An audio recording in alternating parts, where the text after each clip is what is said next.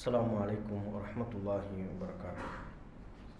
அல்ஹம்துலில்லாஹ் நஹ்மதுஹு வ நஸ்தஈனுஹு வ நஸ்தக்ஃபிருஹு வ நஊது பில்லாஹி மின் ஷுரூரி அன்ஃபுஸினா வ ஸய்யிஆத்தி அஅமாலினா மை யஹ்திஹில்லாஹு ஃபலா முதில்ல லஹு வ யுضلل ஃபலா ஹாதிய லஹு வ அஷ்ஹது அன் லா இலாஹா இல்லல்லாஹு வஹ்தஹு லா ஷரீக லஹு வ அஷ்ஹது அன்ன முஹம்மதன் அப்துஹு வ ரசூலுஹு அம்மா பஅத். ரப்பி ஷ்ரஹ் லி சத்ரி வ யஸ்ஸிர் லி அம்ரி வஹ்லுல் உக்தத்தம் மின் லிசானி யஃப்கஹு கவ்லி. கண்ணியத்திற்குரிய எல்லாமுள்ள அல்லாஹுவின் நல்லடியார்களே, எல்லாமுள்ள ஏகரைவனின் அருள் நம்மை நல்வழிப்படுத்த வந்த நபிகள் நாயகம் ஸல்லல்லாஹு அலைஹி வஸல்லம் அவர்கள் மீதும் அவர்கள் வழி நடந்த அனைத்து நல்லோர் மீதும் ஜும்ஆவினுடைய வணக்க வழிபாட்டை நிறைவேற்ற இங்கே அமர்ந்திருக்கும் நம் அனைவர் மீதும் என்றென்றும் உண்டாகட்டுமாக. அன்புக்குரிய சகோதரர்களே, தமிழகத்திலே தேர்தல் காலத்தை நாம் நெருங்கியிருக்கிறோம். தேர்தல் நெருங்கும் போதெல்லாம் நாம் அனைவரும் பார்க்கக்கூடிய அதிகமான காட்சிகள் அதுவரையிலையும் மக்களோடு நெருங்கி பழகாத ஆட்சியாளர்கள், அதிகாரத்தில் நாட்டம் உள்ள வேட்பாளர்கள் வீதிகளில் வந்து இறங்கி தெரு தெருவாக வீடு வீடாக சென்று மக்களை சந்திக்கக்கூடிய காட்சிகளை நாம் பார்க்கிறோம். தேர்தலுக்கு முன்பு வரையிலையும் எந்த ஆட்சியாளர்களை சந்திப்பதற்கு மக்கள் அல்லல் பட்டு கொண்டிருப்பார்களோ, எந்த ஆட்சியாளர்களை சந்தித்து தங்களது குறைகளை கூட சொல்ல முடியாமல் அவதிப்பட்டு கொண்டிருப்பார்களோ, அந்த ஆட்சியாளர்கள் தேர்தல் நெருங்கிவிட்டால் அவர்களது வீட்டிற்கே வரக்கூடிய காட்சிகளையும், ஏன் அவர்களில் காலில் விழுந்து ஓட்டு கேட்கக்கூடிய அவலத்தையும் நாம் பார்க்கோம். இதெல்லாம் ஒவ்வொரு தேர்தல் நேரத்திலையும் நாம் பார்க்கக்கூடிய வேடிக்கை காட்சிகள். எப்போதும் தேர்தல் நேரம் வந்துவிட்டால் முதல்வரெல்லாம் பஸ்ஸில் போவாங்க, ட்ரெயினில் போவாங்க. எந்த ஆட்சியாளரும் எந்த கட்சியை சார்ந்தவர்களும் வேறுபாடே கிடையாது. எவ்வித பாகுபாடும் இல்லாமல் இத்தகைய காட்சிகள் அரங்கேறும். யார் ஆட்சியில் இருந்தாலும் சரி, யார் முதல்வராக இருந்தாலும் சரி, இது நடக்கும். வீடு வீடாக வருவார்கள். அவர்களது தொகுதிக்குட்பட்ட ஒரு வீட்டை கூட விட்டுவிட மாட்டார்கள். அவர் தான் சிட்டிங் எம்எல்ஏவாக இருப்பார். அதுவே பாராளுமன்ற தேர்தலாக இருந்தால் அந்த தொகுதிக்குட்பட்ட எம்பியாக இருப்பார். 5 வருஷத்தில் 3 தடவை வந்திருந்தாலே பெரிய விஷயம். அந்த 5 வருட காலகட்டத்தில் தம்முடைய தொகுதிக்கு வந்து மக்களின் குறைகளை கேட்டறிந்த நிகழ்வுகள் எத்தனை என்று பார்த்தால் விரல் விட்டு எண்ணிவிடலாம். ஆனால் எலெக்ஷன் நேரத்தில் டெய்லி எங்கே பார்த்தாலும் நிற்பார். நம்ம ஒரு டீ கடைக்கு போவோம், அங்கே நிற்பார் எம்எல்ஏ. நாம் ஒரு பேப்பர் கடைக்கு போவோம், அங்கேயும் எம்பி நிற்பார். பார்லிமெண்ட் தேர்தலாக இருந்தால் பார்க்கிற இடங்களிலெல்லாம் நமது தொகுதியின் வேட்பாளர் கண்ணில் பட்டுக்கொண்டே இருப்பார். 5 வருஷத்தில் கண்ணிலே பட்டிருக்க மாட்டார். எலெக்ஷன் நேரம் நெருங்க நெருங்க கண்ணில் படுவாங்க. இதெல்லாம் நீங்கள் பார்க்க முடியும். இதுவே முஸ்லிம் வேட்பாளர்கள் என்று வரும் பொழுது இதை விடவும் இன்னும் காட்சிகள் மிக வீரியமானதாக இருக்கும். முஸ்லிம் அல்லாத வேட்பாளர்கள் எல்லா இடங்களிலும் இருப்பாங்க, பள்ளிக்கும் வருவாங்க.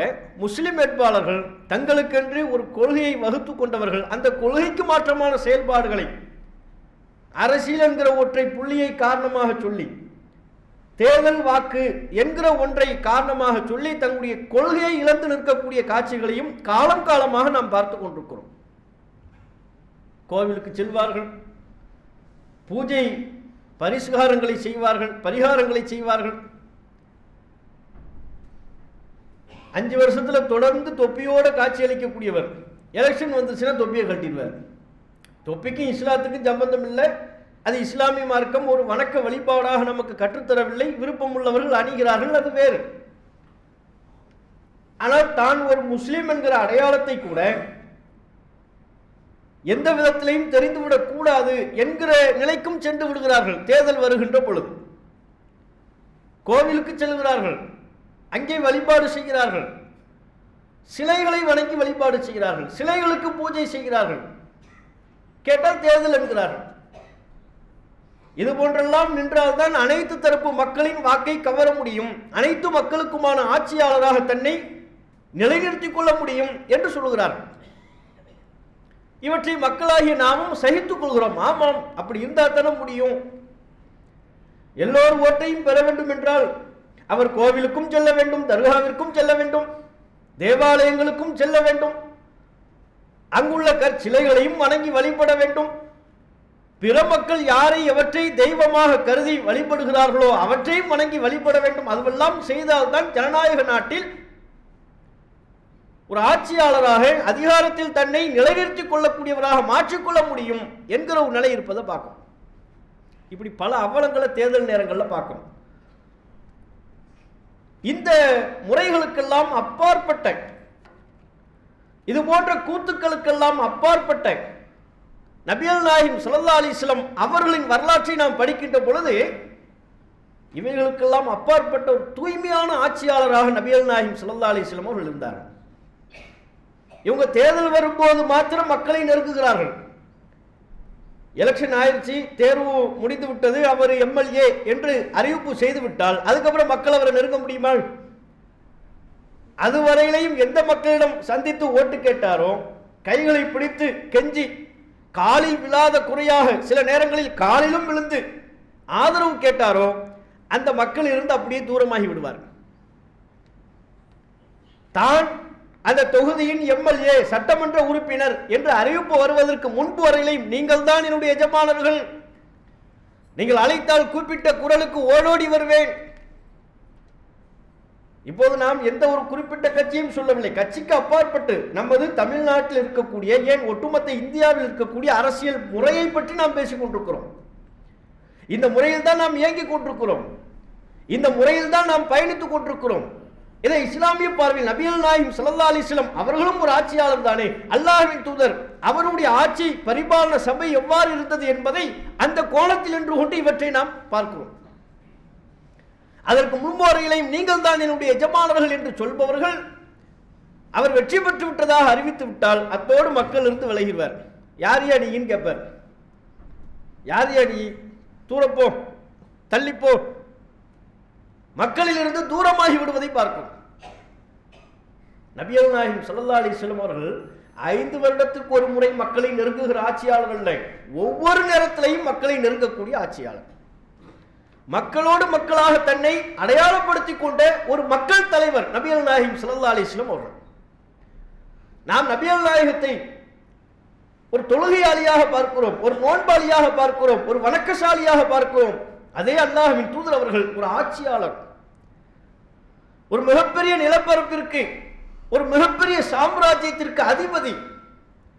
அந்த வகையில் பார்க்கின்ற பொழுது நபிகள் நாயகம் அவர்கள் தான் ஒரு பெரும் மா மன்னர் என்கிற மமதை ரசூலுல்லாஹ்வுடைய உள்ளத்தில் துளியும் இருந்ததில்லை. மக்களை விட்டும் தன்னை எப்போதும் அந்நியப்படுத்திக் கொண்டதில்லை. இன்னைக்கு ஒரு எம்எல்ஏ வராருன்னா எப்படி இருக்கும்? முன்னால 10 வேடு, பின்னால ஒரு 5 வேடு, நடந்து வர்றதுக்கு ஒரு கூட்டம், எம்எல்ஏ வராரு வழி விடுங்க அப்படி சொல்றதுக்கு ஒரு கூட்டம், அவர் வாகனத்தில் தொங்கிக்கிட்டே போறதுக்கு ஒரு கூட்டம். எத்தனை காட்சிகளை தேர்தல் நேரத்தில் பார்க்கணும். கிட்ட போய் முத்தம் கொடுக்கறதுக்கு ஒரு கூட்டம், அப்படி கிட்டே போய் நெருங்குகின்ற பொழுது தள்ளி விடக்கூடிய காட்சிகள், கன்னத்தில் ஓங்கி அடித்து விடக்கூடிய காட்சிகள், வாகனத்தில் பின்தொடர்ந்து தன்னுடைய தலைவனின் வாகனத்திலேயே அடிபட்டு கீழே விழுந்து விடக்கூடிய காட்சிகள், கூட்ட நெரிசலில் சிக்கி இறந்து விடுகிற காட்சிகள், எல்லா அவலங்களையும் நாம் பார்த்து கொண்டுதான் இருக்கிறோம். இப்படி ஏதாவது நபிகள் நாயகம் ஸல்லல்லாஹு அலைஹி வஸல்லம் அவர்கள் இந்த அவலங்களில் எந்த ஒன்றையாவது ஆட்சியாளராக நபிகள் நாயகம் அரங்கேற்றினார்களா? ஒன்றுமில்லை.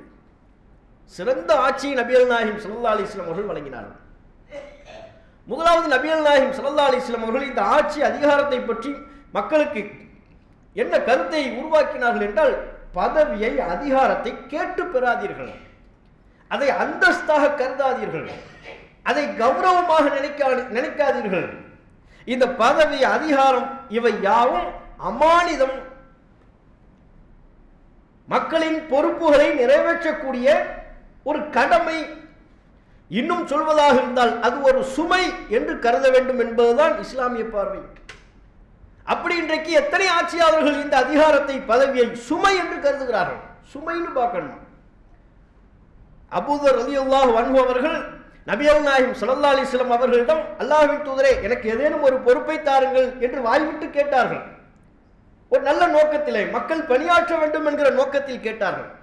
நபிகள் நாயகம் சொன்னார்கள், யா அபாதர், அபூதர் அவர்களே, இன்னக லைஃபுன், நீங்கள் பலவீனமான நபர், இந்த பொறுப்பை சுமக்கக்கூடிய சுமையை உங்களால் தாங்க இயலாது.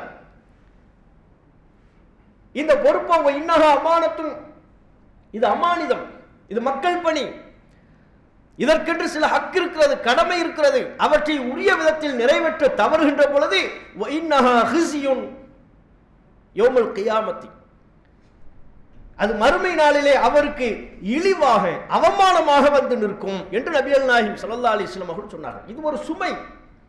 சுமை என்றே நீங்கள் கருத வேண்டும். இதை அந்தஸ்தாக, பதவியாக கருதக்கூடாது. இதுதான் இஸ்லாமிய மார்க்கம் ஆட்சி அதிகாரத்தை பற்றி சொல்லக்கூடிய பார்வை. இதை கேட்டு பெறாதீர்கள், தந்தால் பெற்றுக்கொள்ளுங்கள், கேட்டு பெறாதீர்கள். பதவிக்கு வந்தே ஆக வேண்டும் என்பதற்காக போட்டி போடாதீர்கள், பதவியின் மீது மோகம் கொள்ளாதீர்கள். நபிகள் நாயகம் ஸல்லல்லாஹு அலைஹி வஸல்லம் அவர்கள் சொல்லி தந்த பார்வை. அத்தோடு இதனை சுமையாக, மக்கள் பணியாற்றக்கூடிய ஒரு கடமையாக, பொறுப்பாக கருத வேண்டும் என்று சொன்ன நபிகள் நாயகம் ஸல்லல்லாஹு அலைஹி வஸல்லம் அவர்கள் அந்த ஆட்சியாளர்கள் எப்படி தங்களுடைய பணிகளை நிறைவேற்ற வேண்டும் என்பதையும் கற்றுத்தந்தார்கள். மக்களோடு மக்களா இருக்கணும். எந்த நேரத்திலையும் மக்களை விட்டு தங்களை துண்டித்துக் கொள்ளக்கூடாது. ரசூலுல்லாஹ் பாருங்க, எப்பேற்பட்ட ஆட்சியாளர்.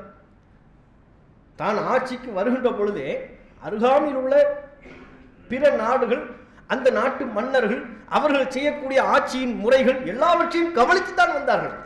எல்லாத்தையும் பார்த்தாங்க. ரசூலுல்லாஹ் எதையுமே கவனிக்காம வரல. என் ஆட்சியின் பெயரால் என்னென்ன நடக்குது, என்னென்ன கூத்துக்கள் எல்லாம் அரங்கேறுகிறது, எல்லாவற்றையும் கவனித்தார்கள். ரசூலுல்லாஹ் மதீனாவில் வந்ததற்கு பிறகு ஆட்சியாளராக அமருகின்ற பொழுது அதே பாணி, அதே முறை இங்கே தங்களுடைய தோழர்களில் சிலர் கடைபிடிக்க துணிந்தார்கள். என்ன செய்தார்கள்? பிற பகுதிகளை பார்த்துவிட்டு வந்து நபிகள் நாயகத்திற்கு சஜிதா செய்யலாமா என்று கேட்டார்கள். அல்லாஹ்வின் தூதரே, நாங்கள் ரோமாபுரியை பார்த்தோம், பாரசீகத்தை பார்த்தோம். அங்குள்ள மன்னர்களுக்கு அம்மக்கள் சஜிதா செய்கிறார்கள், காலில் விழுகிறார்கள். அப்போது நாங்கள் நினைத்துக் கொண்டோம், இந்த சஜிதா செய்வதற்கு நீங்களே அதிகம் தகுதி படைத்தவர்கள், எங்களுக்கு அனுமதித்தார்கள் என்று கேட்டார்கள்.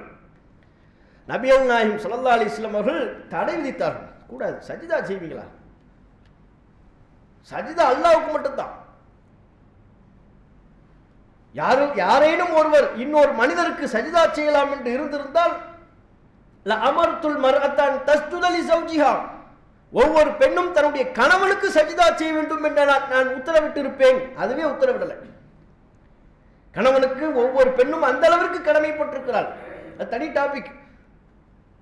ஒரு மனிதன் இன்னொரு மனிதனுக்கு சஜிதா செய்யலாம் என்று இருந்திருந்தால் ஒரு மனைவி தன்னுடைய கணவனுக்கு சஜிதா செய்ய வேண்டும் என்று நான் சொல்லியிருப்பேன். அதையே சொல்லவில்லை. காரணம் என்ன? சஜிதான்னு அல்லாஹ்வுக்கு மட்டும்தான், அதெல்லாம் செய்யக்கூடாது. நான் அப்போ பாருங்க, பிற நாடுகளில் என்ன நடக்குதுங்கிறத பார்த்துட்டு வந்து கேட்கும் பொழுது, அதன் தாக்கத்திற்கு உள்ளாகும் பொழுது அதெல்லாம் கூடாதுன்னாங்க. பிற நாடுகளில் நபிகள் நாயகம் காலத்திலையும் என்ன அவலங்கள் இருந்தது? ஆட்சியாளர் வருகின்ற பொழுது புகழ் பாடுவார்கள். மன்னர் வருகிறார், பராக் பராக்னு சொல்றாங்கல்ல, இது மாதிரியான முறை நபிகள் நாயகம் காலத்திலையும் இருந்தது. மன்னர் வர்றாரு, ராஜாதி ராஜ ராஜ மார்த்தாண்ட, இப்படிலாம் நிறைய சொல்லுவாங்க. நவீன காலம் வரையிலையும் தொடர்ந்து, இப்போதும் தொடர்கிறது, வேறு வடிவத்தில், நவீன வடிவத்தில். சட்டமன்றத்தில் போய் மக்கள் பிரச்சனைகளை பற்றி பேசுங்கன்னா இவர் புகழ் பிடிப்பார். அதுக்கு இவர் பேச கொடுக்குற நேரமே 5 நிமிஷம். அதில் 4 நிமிஷம் என்ன?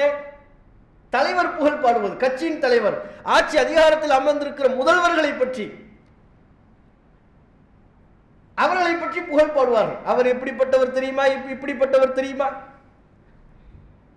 அவருக்கு அங்கே சிலை வைக்க வேண்டும், இங்கே சிலை வைக்க வேண்டும், எல்லாத்தையும் சொல்லி முடிச்சுட்டு கடைசியாக ஒரு 30 வினாடி, எங்கள் தொகுதிக்கு உட்பட்ட ஏரியாவில் தண்ணி வரல அப்படின்னே பெல் அடிச்சிருவாங்க, நிப்பாட்டு, முடிஞ்சு போச்சு, டைம் முடிஞ்சு போச்சு.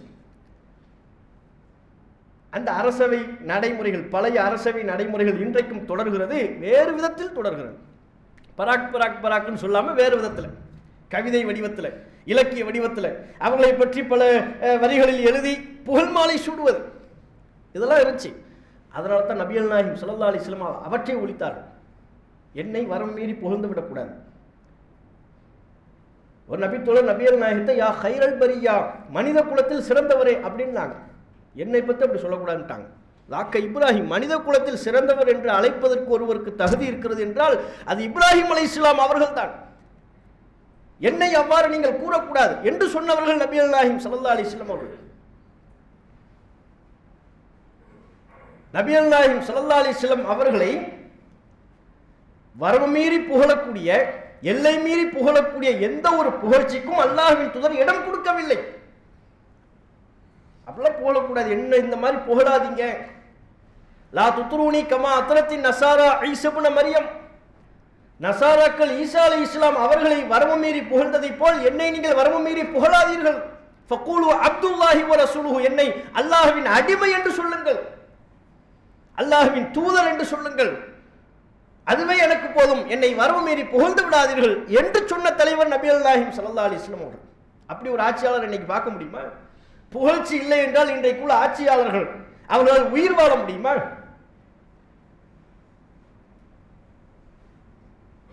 புகழ்ச்சியை உள்ளூர விரும்பாத தலைவர் நபிகள் நாயகம் ஸல்லல்லாஹு அலைஹி வஸல்லம். எல் முனையளவும் விரும்பியது கிடையாது. இன்னைக்கு ஆட்சியாளர் வர்றாருன்னா, ஒரு எம்எல்ஏ வராரு, ஒரு வார்டு கவுன்சிலர் வராருன்னா அவர் தெருக்குள்ள வராருங்கிறது ஊருக்கே தெரியும். அவ்வளவு அலப்பறை. நபிகள் நாயகம் ஸல்லல்லாஹு அலைஹி வஸல்லம் அவர்கள் தோழர்களோடு அமர்ந்திருந்தால் இவர்தான் ஆட்சியாளர், இவர்தான் இறைவனின் தூதர் என்றே அடையாளம் காண முடியாத அளவிற்கு எளிமை நபிகள் நாயகம் ஸல்லல்லாஹு அலைஹி வஸல்லம். எளிமை, தோற்றத்தில் வித்தியாசம் இல்லை. எல்லாரும் என்ன ஆடையை உடுத்தினார்களோ அதே ஆடை தான் நபிகள் நாயகம் ஸல்லல்லாஹு அலைஹி வஸல்லம். எல்லோரும் எந்த உணவை உண்டார்களோ அதே உணவு தான் நபிகள் நாயகம் ஸல்லல்லாஹு அலைஹி வஸல்லம். அதற்கு முன்பு வரையிலையும் அல்லாஹ்வின் தூதரை சந்திக்காத யாரும் கூட்டத்திற்கு வந்தால், ரசூலுல்லாஹ் அப்படி பள்ளியில் உட்கார்ந்திருப்பாங்க, தோழர்களோடு அமர்ந்திருப்பார்கள், நபிகள் நாயகத்தை அதுவரையிலையும் சந்தித்தராத ஒருவர் வந்தால் கேட்பாங்க, கூட்டத்தை பார்த்து கேட்பாங்க, ஐயுக்கும் முஹம்மத், உங்களில் முஹம்மது யார், இறைவனின் தூதர் யார், ஆட்சியாளர் யார் என்று கேள்வி எழுப்பி நபித்தோழர்கள் அடையாளம் காட்டுவார்கள். இதோ இவர்தான் முஹம்மது ஸல்லல்லாஹு அலைஹி வஸல்லம் என்று சொல்வார்கள். அப்படியா இன்னைக்கு ஆட்சியாளர்கள் இருக்கிறாங்க? கூட்டத்தில் எம்எல்ஏ இருந்தாருன்னா உங்கள் எம்எல்ஏ யாருன்னு கேட்குறங்க இல்லையா? கூட்டத்தில் முதல்வர் இருந்தாருன்னா உங்களின் முதல்வர் யார் கேட்குறங்க இல்லையா? முதல்வரை சுற்றி 8 பூனைப்படை, யானைப்படை, எல்லா படையும் சுற்றிக்கிட்டு இருக்கும், ஆயுதம் ஏந்திய பாதுகாப்பு இருக்கும். தங்களுடைய பாதுகாப்பிற்கு சிலவற்றை ஏற்படுத்திக் கொள்வது என்பது வேறு, அதை காரணம் காட்டி மக்களை விட்டும் தூரமாகுவது என்பது வேறு. எந்த மக்கள் சேவைக்காக நியமிக்கப்பட்டிருக்கிறார்களோ அவற்றை விட்டும் எந்த ஆட்சியாளர்களும் தூரமாகிவிடக்கூடாது. ரசூலுல்லாஹ் அப்படி இருந்தாங்க. மக்களோடு எல்லா பணியையும் ரசூலுல்லாஹ் முதல் ஆளா வந்து நின்று செய்வாங்க, மக்களோடு நிற்பார்கள். ஹஜ்ஜின் போது நபிகள் நாயகம் ஸல்லல்லாஹு அலைஹி வஸல்லம் அவங்க பாருங்க, ஹஜ்ஜில் எல்லாம் ரசூலுல்லாஹ் வந்து மௌத்தாவரத்துக்கு சில மாதங்களுக்கு முன்பு அப்படின்னு அர்த்தம், ஒரு குறிப்பிட்ட காலம்தான், குறைந்த இடைவெளி. அப்போ எல்லா பெரும் நிலப்பரப்பை வென்றாயிற்று, தன்னுடைய வல்லமையை, தன்னுடைய ஆற்றலை நிரூபித்தாயிற்று, தன்னுடைய செல்வாக்கை நிலைநாட்டியாயிற்று. அப்படிப்பட்ட தருணத்தில் உள்ளத்தில் கொஞ்சம் கூட கர்வம் இல்லாமல் நபிகள் நாயகம் ஸல்லல்லாஹு அலைஹி வஸல்லம் அவங்க பாருங்க, தண்ணி கேட்டாங்க குடிக்க. ஜம்சம் நீரூற்றிலிருந்து, அது கிணறு, கிணத்துக்குள்ள தோழர்கள் இறங்கி தண்ணீர் முண்டு ஹாஜிகளுக்கு கொடுத்துக்கிட்டு இருக்கிறாங்க. இப்போது எப்படி ஹாஜிகள் ஜம்சம் தண்ணீரை எடுத்துக்கிட்டு வர்றாங்களோ அது போன்று அன்றைக்கும் அந்த நீருக்கென்று ஒரு மகத்துவம் இருந்தது. தண்ணீரை தாங்களும் குடிப்பார்கள், தங்கள் பகுதிகளுக்கும் எடுத்து செல்வார்கள், எடுத்து கொடுக்குறாங்க. இன்னொரு பக்கத்தில் குடிக்கிறதுக்கு தண்ணி, மக்கள்லாம் கை போட்டு அலம்பி குடிச்சிக்கிட்டு இருக்கிறாங்க. ரசூலுல்லாஹ் அங்கே நின்று எனக்கு கொஞ்சம் குடிக்க தண்ணி தாங்கன்னு கேட்குறாங்க. அப்புறம் ரசூலுல்லாஹ்வுடைய பெரிய தகப்பனார் அப்பாஸ் அவர்கள் தன்னுடைய மகன்கிட்ட சொல்கிறாங்க, நம்ம வீட்டில் தண்ணி இருக்குது, அதை எடுத்துகிட்டு வாங்க அப்படிங்கிறாங்க.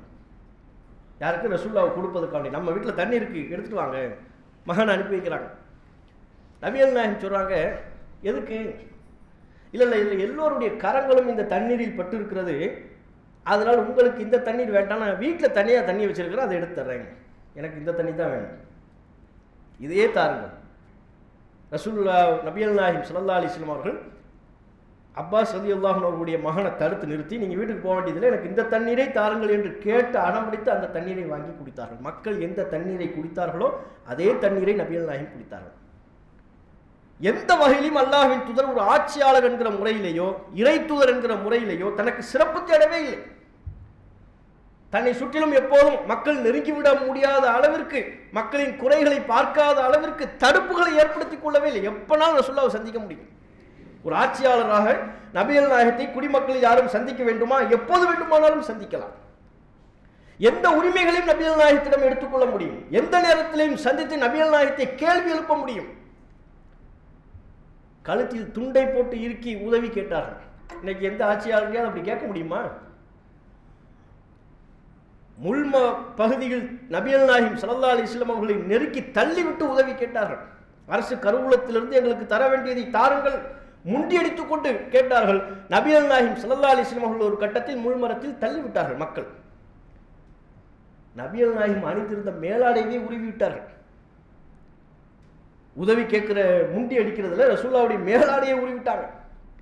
என் மேலாடையை தாங்க, என் மேலாடையை தாங்க என்று கேட்டுக்கொண்டே, இந்த பொது நிதியிலிருந்து உங்களுக்கு தர வேண்டியதை நான் மிகச்சரியாக தருவேன், என்னை நீங்கள் கஞ்சனாக பார்க்க மாட்டீர்கள், முதலில் என்னுடைய மேலாடையை தாருங்கள் என்று கேட்ட ஆட்சியாளர் நபிகள் நாயகம் அவர்கள். இன்றைக்கு ஆட்சியாளர்கள் பக்கத்தில் போய் நிற்க முடியுமா? தேர்தல் நேரத்தில் நிற்கலாம், எலெக்ஷன் நேரத்தில் தாராளமாக நிற்கலாம். ஏன் ஆட்சியாளர் பக்கத்தில் இல்லை, அவர் கழுத்து மேலே கூட நிற்கலாம். எலெக்ஷனில் ஒன்றுமே இல்லை, எல்லாத்துக்குமே நமக்கு சாத்தியம். நம்ம வீட்டுக்கு வருவார், நம்ம கடையில் நின்று டீ குடிப்பார், நம்மளோட சேர்ந்து நிற்பார், எல்லாம் எலெக்ஷன் நேரத்தில் ஓகே. அதற்கு பிறகு இவர்தான் சட்டமன்ற உறுப்பினர் என்று அறிவிப்பு செய்யப்பட்டதற்கு பிறகு நம்ம வீட்டுக்கு வருவாரா, நம்ம கடைக்கு வருவாரா, நம்ம பிரச்சனைகளை கேட்பாரா? அதுதான் விஷயம். நபிகள் நாயகம் ஸல்லல்லாஹு அலைஹி வஸல்லம் அவர்கள் அப்படி இருந்தார். அதை விட முஸ்லிம் வேட்பாளர்கள் கவனத்தில் கொள்ளணும். இதுவெல்லாம் உலக அதிகாரம், உலக அந்தஸ்துகள். கொள்கையை இழந்து இந்த அந்தஸ்துகளை பெற வேண்டும் என்கிற அவசியம் கிடையாது. உங்களுக்கு மக்கள் சேவை ஆற்ற வேண்டும் என்கிற எண்ணமே இருந்தாலும் கூட, அதன் மீது விருப்பம் இருந்தாலும், கொள்கையில் நின்று கொண்டே அதன் மீது பற்று கொண்டுதான் இந்த கடமையை நீங்கள் ஆற்ற வேண்டுமே ஒழிய, எனக்கு கொள்கையை விட மக்கள் சேவை பெரிது அப்படி இஸ்லாம் சொல்லவே இல்லை. இஸ்லாத்தின் தார்மீக முழக்கம் என்ன, தாரக மந்திரம் என்ன? குல் யா அய்யுஹல் காஃபிரூன் லா அஅபுது மா தஅபுதூன். இறை மறுப்பாளர்களே, நீங்கள் வணங்குபவற்றை நான் வணங்க மாட்டேன், நான் வணங்கக்கூடியவைகளை நீங்கள் வணங்கப் போவது இல்லை. லக்கும் தீனுக்கும் வலிய தீன், உங்களுக்கு உங்கள் தீன், எனக்கு என்னுடைய தீன். உங்களுக்கு உங்க மார்க்கம், எனக்கு என்னுடைய மார்க்கம். என்னுடைய மார்க்கத்திலிருந்து இம்மி அளவும் நான் பிசைவிட மாட்டேன், வழி தவறிவிட மாட்டேன், என்னுடைய தீனை நான் விட்டுவிட மாட்டேன். இந்த பற்றில் இருந்து கொண்டுதான் நீங்கள் மக்கள் சேவை ஆற்றணும். இல்ல இல்ல, கோவிலுக்கு போய் வணக்கம் பண்ணாதான் எனக்கு ஓட்டு கிடைக்கும், அப்படித்தான் நான் மக்கள் சேவை ஆற்றுவேன், அப்படி மக்கள் சேவை ஆற்ற வேண்டும் என்று இஸ்லாம் சொல்லல.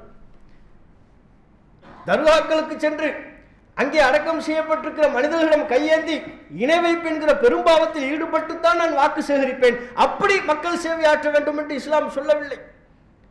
இதனை புரிந்து கொள்ள வேண்டும். இதுவெல்லாம் உலகத்தின் கவர்ச்சிகள், உலகத்தின் பதவிகள். அல்லாஹ் ரப்புல் ஆலமீன் நாளை மறுமை நாளில் நம்மிடம் எழுப்பக்கூடிய பிரதானமான கேள்வி, நீ மக்கள் சேவை ஆற்றினாயா என்பதல்ல, கொண்ட கொள்கையில் உறுதியாக இருந்தாயா? எந்த காரணத்தை சொல்லியும் மார்க்கத்திற்கு எதிரான செயல்பாடுகள், கொள்கைக்கு எதிரான செயல்பாடுகள், எந்த காரணத்தை சொல்லியும் நாம் சரிகாண முடியாத விஷயங்கள்.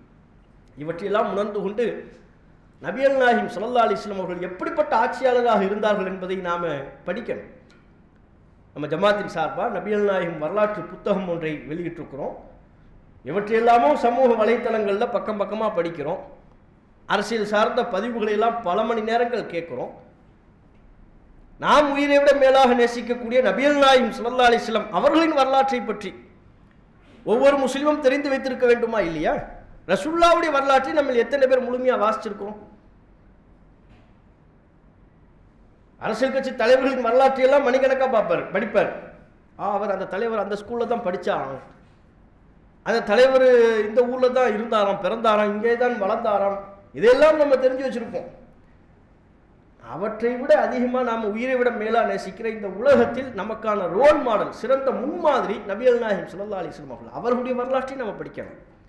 ரசூலுல்லாஹ் எப்படிப்பட்ட கால சூழ்நிலையில் பிறந்தாங்க, அவங்க பிறக்கும்போது என்னென்ன சூழல்கள் விஷயங்கள்லாம் இருந்தது, அந்த அனாச்சாரங்களிலிருந்து வேறுபட்டு ஒரு புதிய சமூகத்தை நபிகள் நாயகம் எப்படி கட்டியமைத்தார்கள், எந்த கொள்கைக்காக நபிகள் நாயகம் ஸல்லல்லாஹு அலைஹி வஸல்லம் அவர்கள் பாடுபட்டார்கள், எந்த கொள்கை மேலோங்க வேண்டும் என்பதற்காக தம்முடைய தோழர்களை இழந்தார்கள், எந்த கொள்கை வளர வேண்டும் என்பதற்காக மக்காவிலிருந்து விரட்டி அடிக்கப்பட்டார்கள், மீண்டும் எந்த கொள்கையை நிலைநிறுத்தி மக்காவை வெற்றி கொண்டார்கள். இந்த வரலாறுகளை நாம் படிக்கின்ற பொழுதுதான் சரியான கொள்கையின்படி நாம் இந்த உலகில் வாழ முடியும். அப்படிப்பட்ட நல்வாய்ப்பினை அல்லாஹ் ரப்புல் ஆலமீன் நம் அனைவருக்கும் தந்தருள்வானாக என்று கேட்ட என்னுடைய முதல் உரையை நிறைவு செய்து கொள்கிறேன்.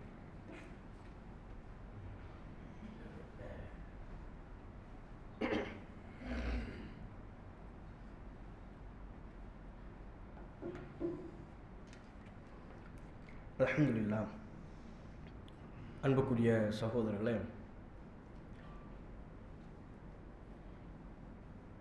ஈரான் அமெரிக்கா பிரச்சனையில் தொடர்ச்சியாக பல்வேறு நிகழ்வுகள் உலக அளவில் கவனிக்கத்தக்க வகையில் நடைபெற்று கொண்டிருந்ததை நீங்கள் பத்திரிகையின் வாயிலாக, சமூக ஊடகங்களின் வாயிலாக தெரிந்திருப்பீர்கள். அதில் மிகப்பெரிய உக்கிரத்தை சென்று கொண்டிருந்த சூழலில் ஒரு சமாதான பேச்சுவார்த்தையை பாகிஸ்தானின் மூலமாக ஏற்பாடு செய்யப்பட்ட, அதில் சமாதானமாக இருப்பதாக தற்போது செய்திகள் வெளிவந்திருக்கிறது. அப்போ இந்த செய்திகளில், இந்த பிரச்சனைகளில் நாம் கவனிக்க வேண்டிய சில அம்சங்கள் இருக்குது. இப்போ சமூக வலைத்தளங்களில் முஸ்லீம்களை எடுத்துக்கொண்டால், ஈரான் மீது கரிசனம் கொண்டு, ஈரான் மீது பற்றுக்கொண்டு, ஈரான் வெற்றி வாகை சூடிவிட்டது, ஈரானுக்கு கிடைத்த வெற்றி என்பதாகவெல்லாம் பல்வேறு செய்திகளை பதிவிடுறாங்க. அப்படி பதிவிடக்கூடிய சமயத்தில் ஈரானால் தாக்கப்படுகிற வளைகுடா நாடுகள், அந்த வளைகுடா நாடுகளில் பணிபுரியக்கூடிய நமது மக்கள், வளைகுடா நாடுகளில் இந்தியர்கள் பலரும் பணி செய்து கொண்டிருக்கிறார்கள், முஸ்லிம்கள் பணி செய்து கொண்டிருக்கிறார்கள். ஒரு 2 தினங்களுக்கு முன்பு கூட சவுதியிலிருந்து, குறிப்பாக தம்மாம் ஜுபைல் பகுதியிலிருந்து நம்ம நண்பர் ஒருவர் மெசேஜ் அனுப்புகிறாரு. நைட்டு நள்ளிரவு 2 மணி 3 மணி இருக்கும், அந்த நேரத்தில் மெசேஜ் அனுப்புகிறார். நம்ம காலையில் தான் பார்க்கணும். என்ன மெசேஜ் அனுப்புகிறாரு? பயங்கர சத்தமாக இருக்குது, ஜுபைலில் பயங்கர சத்தமாக இருக்குது, இருப்பமா இல்லையானே தெரியலை, ஏதாவது ஆயிடுச்சுன்னா என்ன செய்கிறது, யாருக்காவது மெசேஜ் அனுப்பணும், நடக்கிற செய்தியை சொல்லி ஆகணும், அதனால் ஒரு மெசேஜ் நம்ம அனுப்பி வைப்போம். அந்த அளவுக்கு ஒரு அச்சம் அவர்களுக்கு ஏற்படுது. அவங்க வசிக்கக்கூடிய அருகாமை பகுதிகளில் குடிமக்கள், சிவிலியன் யாரும் தாக்கப்படலை, ஆனால் அவங்க அருகாமையில் குண்டுகள் விழுது. அவங்க அருகாமையில் குண்டுகள் விழுகின்ற பொழுது, அவங்க அருகாமையில் உள்ள பல்வேறு நிலைகள் தாக்கப்படும் பொழுது, அங்கே வசிக்கக்கூடிய, அதனை பார்க்கக்கூடிய மக்களின் மனநிலை எப்படி இருக்கும்? கடும் அச்சத்தில் உறைந்து போயிருந்தார்கள், உயிர் பயத்தில் இருந்தார்கள் 2 தினங்களுக்கு முன்பு. அப்ப இப்படியாக ஈரானின் தாக்குதலால் வளைகுடா நாடுகளில் வசிக்கக்கூடிய இந்தியர்கள், குறிப்பாக முஸ்லிம்கள், ஒரு அச்சத்திற்கு உள்ளாகக்கூடிய ஒரு நிலையும் இருக்கிறது. அந்த புறத்திலேயும் சில பாதிப்புகள் இருக்கிறது. அவர்கள் நிலை குறித்தும் நாம் கவனத்தில் கொள்ள வேண்டும். அதே போல ஈரான் குடிமக்களை தாக்காமல் அமெரிக்காவினுடைய நிலைகளையும், அமெரிக்காவினுடைய போர்க்கப்பல்கள் எங்கே நிலைநிறுத்தப்பட்டிருக்கிறதோ அவைகளையும் தான் கவனத்தில் கொள்கிறார்கள் எனும் பொழுது, அமெரிக்க ஏகாதிபத்தியத்திற்கு எதிராக ஈரான் போராடுகிறது என்கிற அந்த ஒரு விஷயம், அதைத்தான் நாம் ஆறுதலுக்குரிய ஒரு விஷயமாக பார்க்கணும். இதில் வளைகுடா நாடுகள்லாம் அழிஞ்சு போகணும், நாசமாக போகணும் அப்படின்னா அங்கே வசிக்கக்கூடிய நம்ம மக்களும் சேர்ந்தால் நாசமாக போயிடுவாங்க. இருவருக்குமே பாதுகாப்பை கேட்க வேண்டிய ஒரு அம்சம் இங்கே இருக்கிறது. அதே போல இப்போ பாகிஸ்தான் ஒரு சுமூக பேச்சுவார்த்தையை ஏற்படுத்தி இருக்கிறது. இது குறித்து சில தலைவர்கள் பாகிஸ்தானுக்கு நன்றி, பாகிஸ்தான் தான் இதில் ஒரு அமைதி பேச்சுவார்த்தையை ஏற்படுத்தி இருக்கிறதுன்னு பேசுகிறாங்க. அந்த அமைதி பேச்சுவார்த்தை எவ்வளவு நாளைக்கு நீடிக்கும்லாம் தெரியாது. 2 பேரையுமே அவர்களுடைய மூமெண்ட், அடுத்தடுத்த மூமெண்ட் எப்படி இருக்கும்னு நமக்கு தெரியாது, போக போகத்தான் நம்ம கவனிக்கணும். இதுக்கிடையில பாகிஸ்தான் இந்த ஒரு சின்ன முயற்சியை எடுத்திருக்கிறது. இதை சிலர் பாராட்டுகின்ற பொழுது இங்குள்ள சங்க பரிவார அமைப்புகளை சார்ந்தவர்கள் பாகிஸ்தானுக்கு நன்றி கூறுகிறார்கள். அப்ப இவங்க பயங்கரவாதி. இப்படி பாகிஸ்தானுக்கு நன்றி சொன்னாலே என்னவா போயிருது, இவங்க பயங்கரவாதிகள்ட்டு ஆரம்பிச்சிடறாங்க. இப்படியான ஒரு மகா மட்டமான மோசமான சிந்தனையில் இருக்கிறாங்க. இந்த இருதரப்பு மக்களிடமும் நாம் மிகுந்த கவனத்தோடு செயலாற்ற வேண்டும் என்பதை இந்த நேரத்தில் சொல்லிக்கொண்டு என்னுடைய உரையை நிறைவு செய்து கொள்கிறேன். வாஹிர் தாவன் அல்ஹம்துலில்லாஹி ரப்பில் ஆலமீன். அஸ்ஸலாமு அலைக்கும்.